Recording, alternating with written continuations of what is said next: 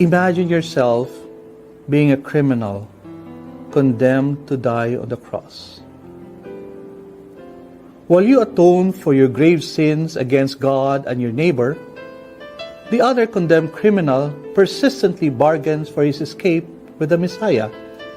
He is pleading with the Messiah as he is mocking him to save both of you. Perhaps he expects the Messiah to unceremoniously rescue his own innocent life from the bloodshed and not obey his Father's will to love until the very end. You disagree with the other condemned criminal, where he misunderstood the meaning of salvation.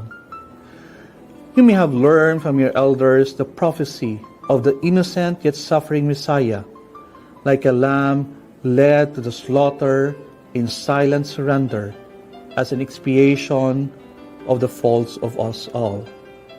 You know your crime. You deserve the cross. You are ready for death. But the other condemned criminal is just thinking of fleeing from his responsibility, from the consequence of his sins, and from the redemption the Messiah offers to the enslaved humanity. Because of your remorse, your sorrow and contrition, your heart changed. You see with your heart what salvation really means. The prophecy of old, of a Messiah bearing our sorrows and being wounded for our transgressions, is being fulfilled before your eyes, as a chosen Messiah beside you is being pierced for our transgressions and crushed for our iniquities. You cannot fathom the depth of his intention. You can only surmise that it must be motivated by a love you have not known, greater than the world has ever known. You recall that when the Messiah was interrogated at the Pilate's headquarters, he remarked that his kingdom was not of this world. Perhaps the promise of this kingdom, apart from your known world of poverty and pain, injustice and violence, hatred and vengeance, must have captured your imagination as this promise faintly re-echoed in your prison cell. You heard this promise of an eternal realm, of justice and peace, comfort and joy like a whisper. It warmed your heart, for it was the truth you were searching for in your entire life.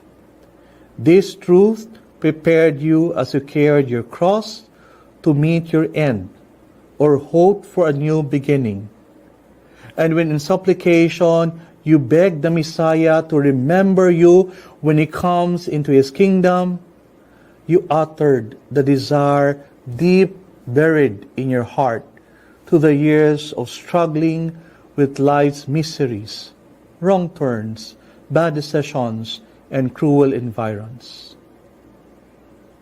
And imagine your joy when the Messiah, before he expired, made a promise to you that is fulfilled in your hearing. Truly, I tell you, today you will be with me in paradise. As your body was taken from the cross with bones broken, you are already elsewhere, in a garden where fresh water springs at the center and flows into the four corners of its ground, filled with fruiting trees and blooming plants. You are at home, made whole, with the Messiah who spread the table before you like a good shepherd, a merciful ward, a loving Savior. And you pray that the other condemned criminal will also be in a garden with the Messiah someday.